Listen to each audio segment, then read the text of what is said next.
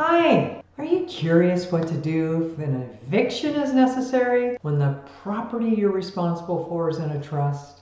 Well, that's what we're talking about today. So stick around.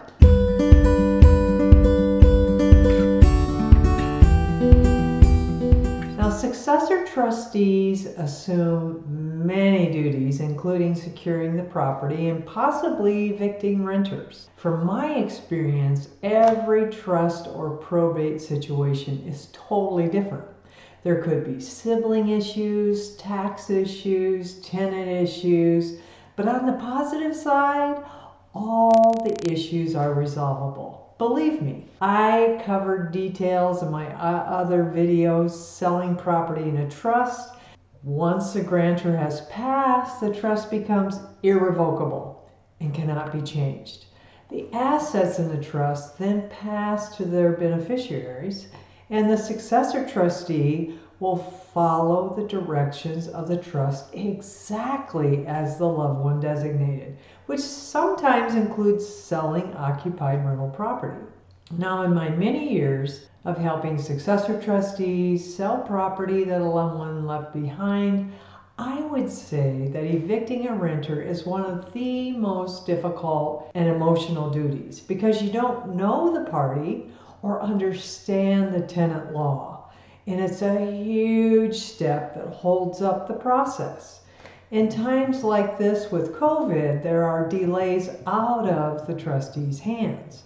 My friends Richard and Kim have been waiting 4 months for a lockout while continuing the responsibilities of costs, monthly for mortgages, for utilities, for the property and an HOA, while not being able to even enter. The definite delay of the process is there. So let me share the steps to take in the process of an eviction. First, you need to find out if there's a rental agreement in writing. So is it month to month or annually? And know this information will help you determine if you need to give a 30-day or a 60-day notice. I always recommend hiring a professional eviction service company to avoid the emotional depletion and the hostile responses that you may encounter. Now, an option that has worked exceptionally well is offering cash for keys to the renters to expedite the renter moving out and avoiding the eviction process. I again recommend a professional handling the contact based on results in my experience over the many years.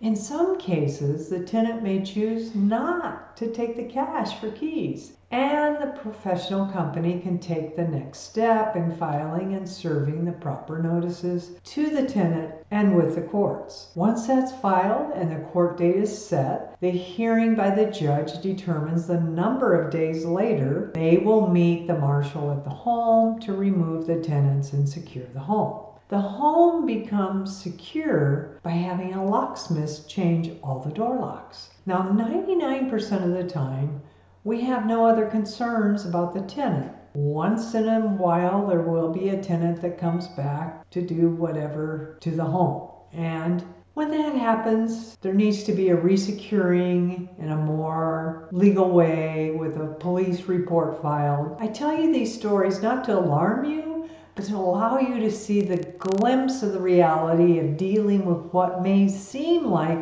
a simple situation, but can turn into what feels like a crushing runaway train. Now, one thing is sure, all issues can be resolved with an experienced, trusted advisor like me having professional connections to get the steps taken in a timely manner to protect the total property. There are situations where there isn't a heavy case of interaction with tenants, but there are situations where they refuse to take cash for keys. Now let's talk about selling the property. Once the property is secured and we have evaluated the cost of repairs and determined the next best step, I'll bring the highest return for the beneficiaries. We will have options for you to choose. 1, do you make the needed repairs and put the property on the market? Or 2, would you rather have an investor frenzy, bringing in 30 to 40 different investors on our list who are delighted to negotiate and always push up the selling price from where we set it? Now here's 2 examples of property evaluations and options that resulted in selling fast with multiple offers. With David's properties, after the thorough evaluation, we determined that one home was not in a condition to bring it to livable standards to sell without investing a huge amount of money that would not be recovered. So I conducted an investor's open house with success to increase his net by thousands of dollars. But the other home, with repair and staging and online marketing, it sold very quickly and for over market value. Now, like I said earlier, every situation is different. Not every trust property goes through such a challenging process. And from my experience, there's a resolution for the best outcome in each situation. Comment below if you'd like guidance in preparing the property you're responsible as a successor trustee for. I'm here to help. Thanks for watching, and I'll see you next time.